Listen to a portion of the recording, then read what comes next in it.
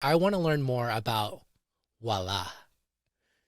How did that is your private dining omakase pizza experience inside your home. That is so that is so interesting. Please tell me more, but can you start with kind of how it got started? So when I started doing pizza in December of 2020, and at the end of the second month, I was like what I told you, I was doing way too many pizzas every day, and there are just so many different flavors which I want to try, and I just feel like with us at home, just me and my husband eating the pizzas, it's just not enough. I need more people, to come and taste the flavors and try out the dough and yeah. So at the end of I think the second month, then I decided because it was also during the COVID time. So we were not really allowed to go out and mingle around with friends and relatives. So yeah, so I was thinking, why not we just open our home and let people come in, and of course complying to whatever restrictions that the government has at the moment of time, and then we just let people come in and try our pizzas. And it was really a very quick decision. And I can tell you, within 2 days, we just got everything. We went around to drive around to get the place, the calories, and some decorations, and just some wine and beverages to start with, and some yeah, just essentials, and we just kick started.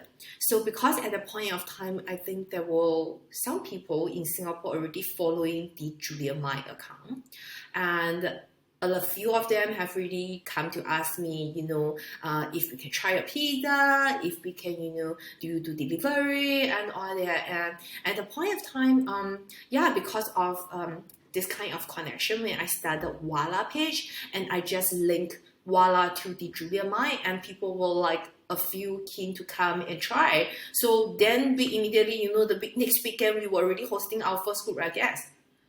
So everything is like so fast. It's like, yeah, and when I tell my friends, and they were like, wow, we cannot imagine what you are doing, within 2 weeks, and you just launch something. It's like a product launch, but within a week or two.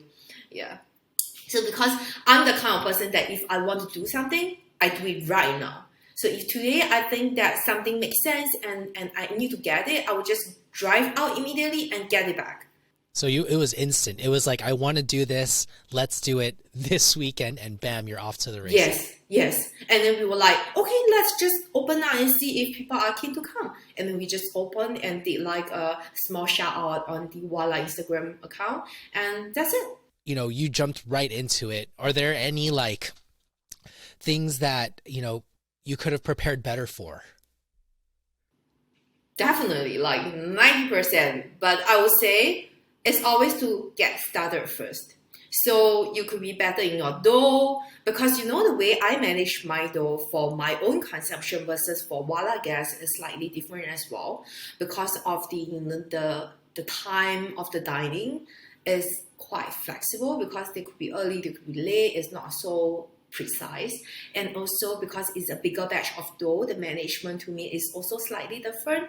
So in a way, so I would say that there's always things that I could improve, like decoration. Maybe there could be more I don't know, a better lighting, and all that. But if you keep asking yourself, what can be better, you will always be held by something. You'll be like, maybe tomorrow I'll improve on that first. Let me wait, and let me get that first, let me get that right first. If you have all these thoughts, you will never get started.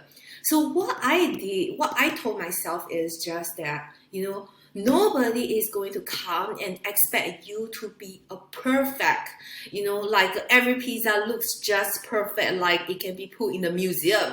No, they are just here to enjoy the pizza, enjoy the flavor, enjoy the private dining vibe as well. So just get going and listen to the feedback. If people tell you your dough is not so good today, or if this could be more flavorful, or the lighting is too bright, then improve based on that. But don't, just because of all these factors that you are thinking, and not starting it. Yeah, because I think the very first step is the most important thing. You just need to get started, and then things will come around. Yeah.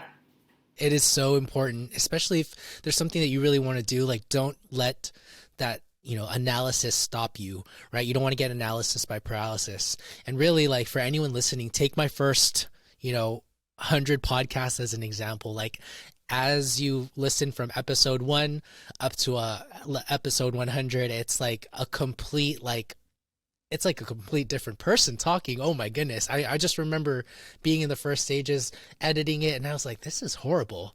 But like as I continued to do it, it was just like adjust here, adjust here, adjust here, but never stop going.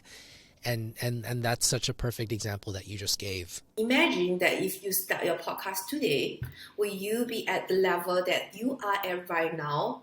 No, never, because you have improved so much and transformed so much in the period of time that you are doing it.